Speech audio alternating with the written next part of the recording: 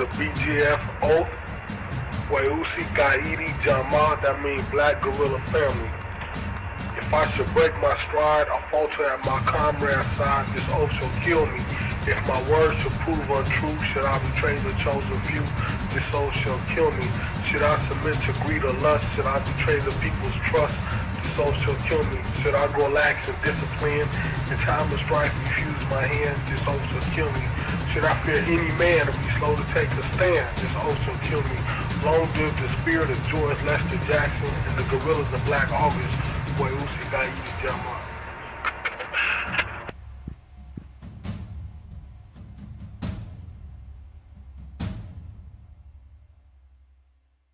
Greetings and salutations. I'm your host, Gabe Morales. Today, after a careful review, I came up with a list of 10 individuals who I consider to be the most influential people in the history of the Black Guerrilla Family. Ernest "Mud" Suja Graham was a BGF general in the 1970s. On November 27, 1973, he and fellow BGF Eugene Lateef Allen were found guilty of killing Correctional Officer Jerry Sanders at DVI in Tracy, but they later had their convictions reversed. The BGF Constitution was written in 1973. They may use a black dragon symbol, a dragon surrounding a prison tower with a correctional officer in its clutches, or a sword with a cross rifle, as well as other symbols, many of which were created for Black August. It was Graham that started the idea of Black August to honor the death of George and Jonathan Jackson and declare war on all CDC staff during the month of August, which was the month when they were killed, as well as Jeffrey Galden. Graham was also accused of making a plot to murder 3 high-ranking corrections officials. And I recall when I worked there, the staff were always on high alert during the month of August, but there were very few incidents. Graham ran into some problems as he wanted to spread the BGF to the streets via people like Stephen Kumasi Simmons. But the majority of BGF wanted it to remain a prison-based organization and were against Graham's philosophy. For this reason and others, he fell out of favor. After his release from prison, he moved to the Deep South.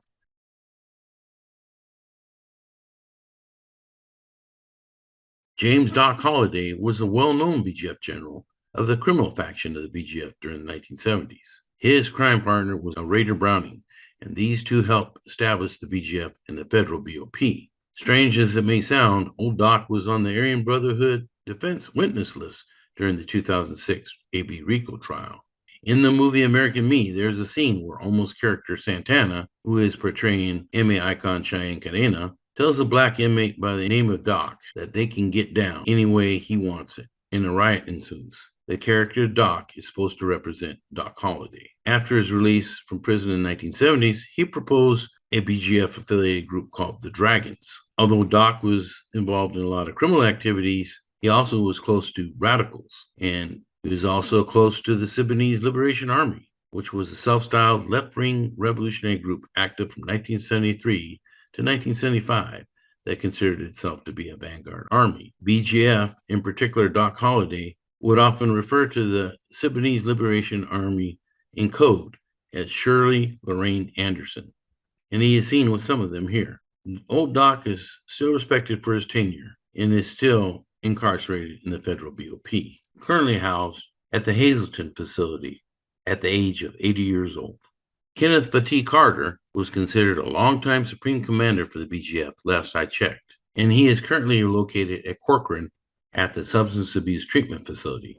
Kenny's brother, Apprentice Bunchy Carter, was a Black Panther leader killed on the UCLA campus by Ron Karenga's rival United Slaves in January 1969 in a fight about who would run the Afro-American Studies Center on campus. According to respected experts like Rufus Downs and Kenny Ballard, Bunchy Carter's brother, Kenny, also known as Fatih, was not a Crip, but he knew many Crip members who were taking over many hoods in the greater LA area in the early 1970s. He committed a homicide on the streets and was sent to CDC on October 23rd, 1973, and eventually moved on to become a BGF leader, attaining the rank of Supreme Commander.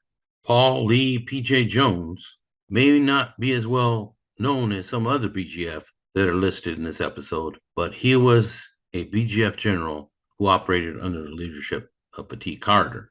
Jones was received into the California Department of Corrections on October 18, 1978, and many convicts and staff were well aware of him. He was also a very staunch supporter of BGF member Hugo Pinnell.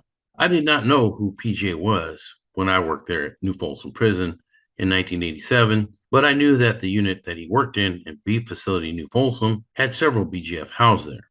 This was prior to the opening of Corcoran and Pelican Bay security housing units. I was still on probation and trained under a correctional officer named Terry Bolar. Terry Bolar grew up in the Sacramento area, and so it was understandable that he knew some convicts from Sacramento, had only black tier tenders or trustees, and they all were BGF and associates who gladly complied with his every order. I found it kind of odd. Now, I had street smarts, but when I would give directives to these very same inmates, they would scoff at me at doing anything. In an incident a few months later, after my run-in with Bolar's trustees, Paul P.J. Jones was furious after being issued what he felt were dingy sheets during a lint exchange I conducted in late 1987. This laundry exchange was done with all inmates being locked up, and I would pass 2 sheets food tray slot after they threw 2 dirty ones out of their cell. I recall Jones being in cell 201. No sooner did I move on to the next cell, 202, when Jones yelled out, "Hey, motherfucker, these sheets is dirty." Now, normally I would have gone back to address the inmate's accusations and verify that it was a legit complaint and that the sheets were not clean. But since he was so rude, I ignored his comments and I moved on down the line of tier cells. He kept on cussing me out, and next thing I know, and I'm midways in the section by the shower when I hear a door open. I looked at the unit entry door thinking maybe it was a CO, but it was not an offender coming in cuffed by officer escort, but it was the guy in cell 201 coming out.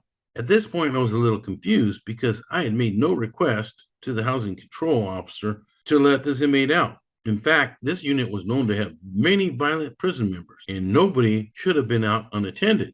I then turned around to see a very agitated Jones up in my face, threatening to assault me while pounding his fists into his left hand.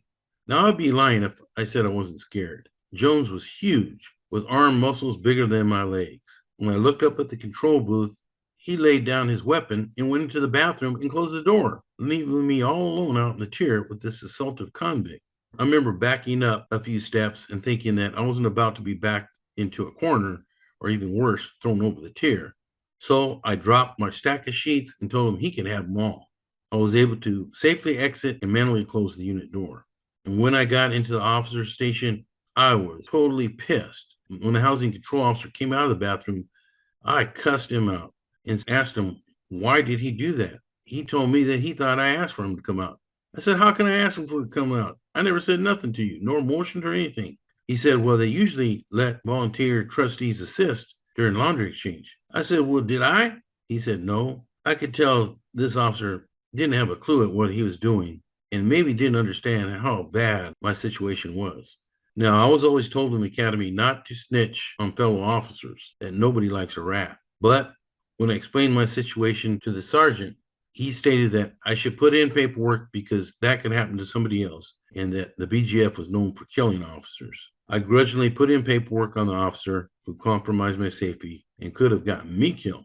The officer later confessed to investigators that he was intimidated by BGF in the unit and pressured by them, and he soon was reassigned, I believe, to tower duty. Ronnie Sitwa Natambu Jamma Dewberry was locked up for decades in the California Department of Corrections and identified by CDC staff as being BGF. He was also a key individual in the signing of the end of hostilities agreements by the BGF, Aryan Brotherhood, Mexican Mafia, and Nuestra Familia.